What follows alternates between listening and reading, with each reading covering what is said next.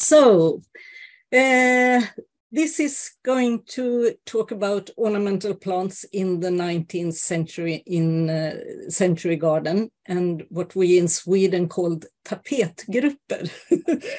Okay, thank you. In Germany you call it Teppichgärtneri and in England carpet beddings or mosaic culture something. In Sweden, tapet mainly means wallpaper, but the word can also mean textiles that covered furniture or tables. The reason to this is that the university's craft laboratory have projects on the management of historical gardens. And in this particular project that is going on now, my part have been the ornamental plants in the 18th century. And in this project, we work together with gardens, and in this project, we work with smaller gardens, and two of them have retained the garden style from that time with a lot of paths and flower beds, and you see them here. Previous research in Sweden has given us knowledge about the history of the public parks in the 19th century and about the early days of the railway and the parks and garden around them. And the flowers has been a part of that research, but not in total focus.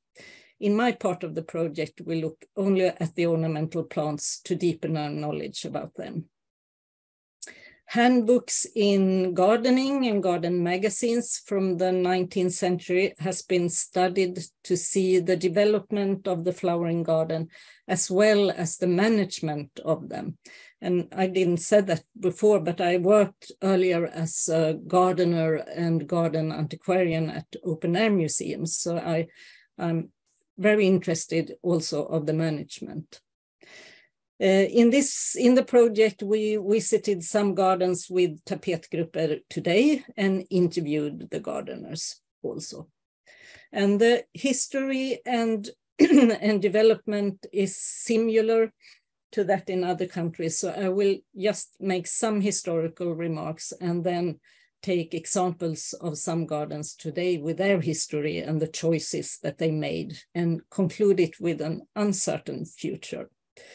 I started this with the gardener and author Daniel Müller. He came from Stralsund as a gardener, to Sweden, as a gardener and author. He worked at the Botanical Garden in Uppsala and also at the Garden Society in Stockholm. He chose two ideal plans for the garden in 1848. One is the English landscape park, and the other one he called a garden in the German style. He's the first one to call it German, and he wrote this in his handbook from 1848. And I think it's only in Sweden it's called the German style. Here it's the form of the landscape park, but now combined with two symmetrical sides. And according to Müller, the German style was particularly suited to smaller gardens. And new at this time were all the flower beds and the shapes of them and all the colorful annuals and foliage plants that started to fill these plantings. And the color contrast were most important and something that earlier perennials could not provide in the same way. And this is a bigger picture of the German style of Daniel Müller. Two of the gardens in the project we worked with are examples of villas at the end of the 19th century. Both Götlinska Gården in Nora and Stora Hyttnes in Sundborn has a lot of winding paths, lawns with trees and shrubs and several flower beds. They are also very good example of those two styles that Müller showed. Götlinska has a landscape-style garden and Stora Hyttnes a garden in the German style with the two symmetrical sides in front of the house. There is also a centrally placed star in the middle of the courtyard at Hyttnes. There was also a style called Swedish flower group, and this was described in 1874. The gardeners who wrote this had not seen these forms used elsewhere. It could be just one group or a group of several groups, always with an odd number, and the one in the middle always been larger than the others. The Swedish, according to the authors, were the shapes themselves, similar to commas. An early example is this from the Swedish Garden Society in Stockholm in 1860, the only one I know of which is in color. It was called the flower parterre, and in this one you could see there are both annuals, perennials, you have geraniums, pelargonium, dahlia, roses, as well as red clover and ryegrass.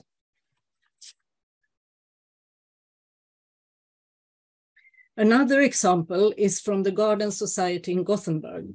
Georg Löfgren was the garden director from 1859 to 1916. He was considered very skilled and created beautiful flower beds. He had previously worked in Germany at von Brocken's commercial garden or nursery in Lübeck and at Herrenhausen near Hanover. He called his work flower arrangements, and with him came the heyday of the park and a lot of foliage plants and palm trees. There are several conditions that affected the development of the ornamental plants at that time. I will just mention three of them as the most important. The first is that plants were now available from all over the world. The second were all those skilled gardener workers and gardener who also started a lot of commercial gardens and nurseries. And for the third, the greenhouse technology that had developed and provided brighter and warmer greenhouses. In wintertime, many of the new plants required more humid and warmer environment. Garden and parks at this time became the gardener's showroom, where they could demonstrate their skills in planting and cultivation and through breeding of new varieties that could be displayed in the garden or park. And this is from the care program of the Garden Society of Gothenburg. Through this, they acquired a prestigious role as the kings of the gardens and parks and gained a professional position that they did not previously have. I have looked at what was written about the plants and tried to see if it's possible to follow changes over time in Sweden. And I think it's quite the same with your countries when going from colorful annuals and foliage plants to more compact, and I think I have it on the next slide. I take it again. They go from colorful annuals and foliage plants to more compact and low plants at the end of the century, and then also with a new interest for perennials. Both the State Railways Garden Director and the handbooks described it like this. At first, also heights were built mainly with the plant material. There is really no mention in the manuals or handbooks of those bombarded clumps, but we can see them from photographs that they do occur. And here you can see them from Nässjö's railway station. One question that comes up is whether the tapetgrupperna were replanted several times a year in Sweden. The study shows that they could replace one group, which could be a smaller group inside a composite group, or replace single flowering varieties that stopped flowering. But there is no real example of that large group of thousands of plants were replanted at the same time. Criticism to this kind of colorful flower beds began at the end of the 19th century. In 1897, the garden director at the State Railway wrote that tapetgrupper was costly, labor-intensive, and unfashionable. This criticism continued at least until the 1950s, describing the flower plantings as scattered all over the garden, unattractive, unnatural clumps of earth, lacking in character, monstrous shaped flower beds giving a dull impression and showing nothing that could be called garden art. In the criticism, objects and accessories also become visible. Horrors in the form of the cane or stick that the flower was tied to, the edging of big shells and mirror balls and globes of glass. The flower canes or stick to which plants were tied up on should not be visible. There were complaints when the plants only reached to half the cane. They should not be tied too tightly, and there were different opinions about their colors. Flower canes are very often visible in photographs, but you could not always see that the plants are actually tied to them. Were they more for decorations? And see the picture from the Manor Park in Gimo, where the canes with the white tops are definitely part of the decoration. You could see the white tops all the way here, and you could also notice that the photograph has been he said, taken this photograph exactly on the right spot. Compared to this, you could look at these photographs from the manor house in Grängesberg, which is the most extreme form of using canes that I've seen. It's very unclear what their purpose actually was. If you going back to the shells, you could see on these photographs, they were used as edging, but this is not often mentioned in the old handbooks. They describe arches of wood or iron, or edging plants as Hysopus, Armeria maritima, or Buxus. But they also describe the beds without any border plants. The important thing was to keep the border very neat.